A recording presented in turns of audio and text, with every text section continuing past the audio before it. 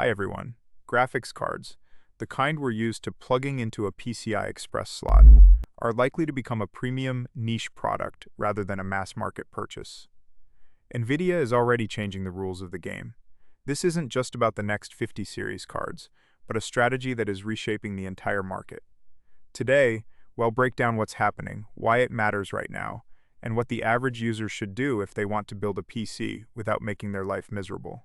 First, let's look at why this is such a hot topic. The 2026 graphics card market is behaving strangely. There's a shortage of GDDR7 memory, flagship prices have been delayed, flagship are skyrocketing, and production of popular high VRAM models like the 5070 Ti and 5060 Ti has already been halted.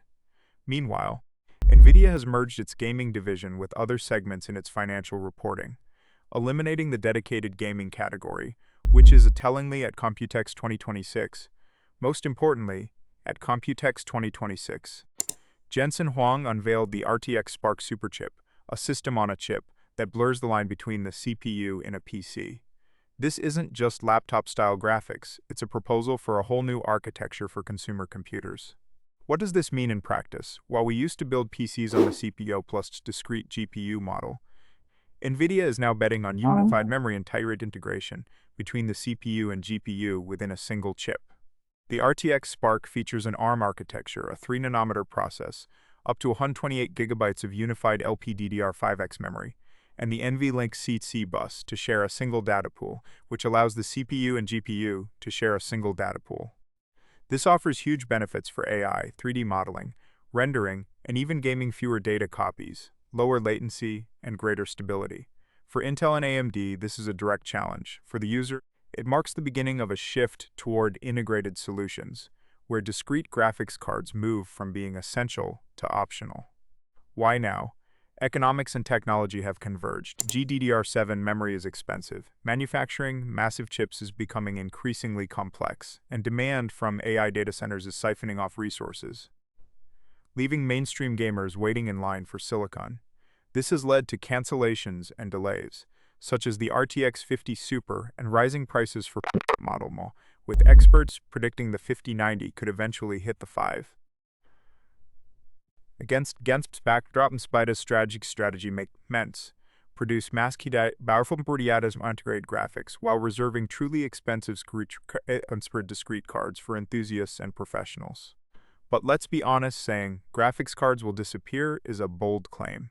It is more accurate to say they will cease to be the mass market product they have been for the last 15 years. Their niche will shift toward users who require maximum resolutions, full ray tracing, and specialized workloads, and who are willing to pay for extreme performance. For most scenarios, including 1440p and even 4K with DLSS, new generation integrated solutions will be powerful enough, especially when factoring in software development, frame generation, and smart upscaling. Who wins? NVIDIA, obviously. It controls the CUDA, DLSS, and frame generation ecosystem technology to ARM-based laptops and desktops via Spark. Developers gain a unified platform, while users face fewer headaches regarding drivers and compatibility in AI tasks. Microsoft wins. 2 Windows on ARM, powered by the NVIDIA stack, is becoming a serious competitor to Apple Silicon, particularly in professional and gaming scenarios. Laptop manufacturers Dell, Lenovo, Asus, HP, and MSI gain the ability to produce all-rounder machines that function as both workstations and gaming devices. Who loses? Intel and AMD in the mass-market PC segment now face an alternative offering superior AI performance and powerful graphics right out of the box. Everyday users planning a traditional CPU plus GPU upgrade may also lose out. Prices for discrete cards are rising, and models with adequate memory capacity are disappearing from the market. And yes, DIY enthusiasts might find that the most sensible choice isn't a standalone graphics card, but a pre-built laptop or desktop based on an SoC. Why the situation is unfolding this way? NVIDIA stopped being merely a gaming company long ago. Its revenue streams now span data centers, AI, and professional applications.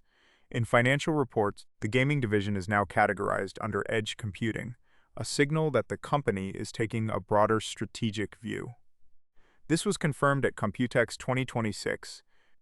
RTX Spark is not just an ecosystem-level move that disrupts the standard processor plus graphics card model, shifting users toward a unified brain architecture. For NVIDIA, this means greater control, higher margins, and reduced reliance on the volatile memory market for discrete GPUs.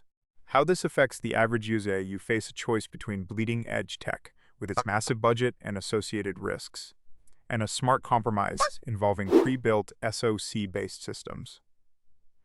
By 2026, the concept of an affordable graphics card has become nebulous. A single model can vary widely in price, feature dozens of cooling and power limit configurations, and rely increasingly on DLSS, FSR, and frame generation to meet gaming requirements.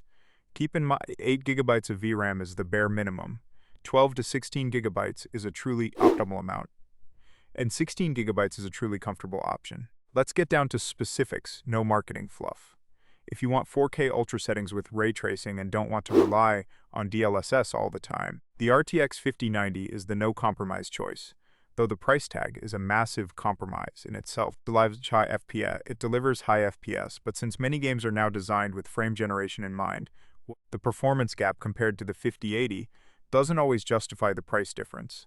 The 4K or occasional 4K with DLSS. The 5070 Ti is the sweet spot: stable frame time, 16 GB of VRAM, and reasonable system requirements. Those who prioritize raw performance without paying a premium for the ecosystem might look at the AMD RX 9070 XT. It's a powerhouse in traditional XT, especially at 1440p, though it trails NVIDIA in ray tracing.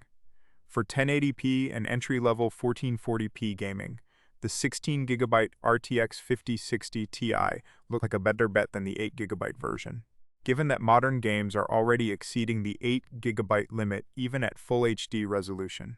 For laptops, the logic is even simpler. The 5080 laptop is the smart flagship, near top-tier performance, but more stable and less prone to thermal throttling than the 5090. The 5070 Ti laptop is the heart of mobile gaming: comfortable 1440p performance, lower heat output, and solid frame rates with DLSS and frame generation. The 5050 laptop represents the entry-level tier fine for esports and lighter titles at 1080p, but AAA games will require upscaling and lowered settings. Now, for a point of contention, many might ask, why bother with all this when you could just buy a discrete desktop card and be done with it? The answer: it is possible, but the cost is rising while availability drops.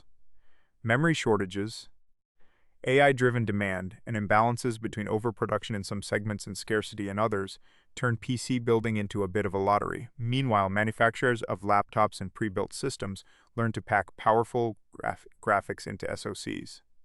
Users get an all-in-one solution that is easier to maintain, upgrade, and run. What about the future? The 50 series cards are the last generation of discrete GPUs in the traditional sense. After that, we will see a shift toward integrated solutions, with discrete cards becoming a premium niche. This isn't a sudden change. It's a gradual evolution driven by NX technology and user expectations. The next 50 series cards will be a final wave of the old model, and the traditional sense will be the last flagship in the traditional sense. After that, we'll see a new era where the CPU and GPU are fused into a single chip, and the market will be dominated by SoCs. In conclusion, the graphics card market is not dying. It's evolving. Discrete cards will remain for enthusiasts and professional performance, but they will no longer be the default choice for most users. NVIDIA is leading this shift, and the average user should consider whether a pre-built SoC-based system is a better fit for their needs. The future of between a CPU and a GPU is not about choosing between a CPU and a GPU. It's about choosing between a unified, integrated solution and a legacy, discrete setup. Thanks for joining us on this tech update. If you found this breakdown useful, please hit that like button, subscribe, and ring the bell so you never miss a story.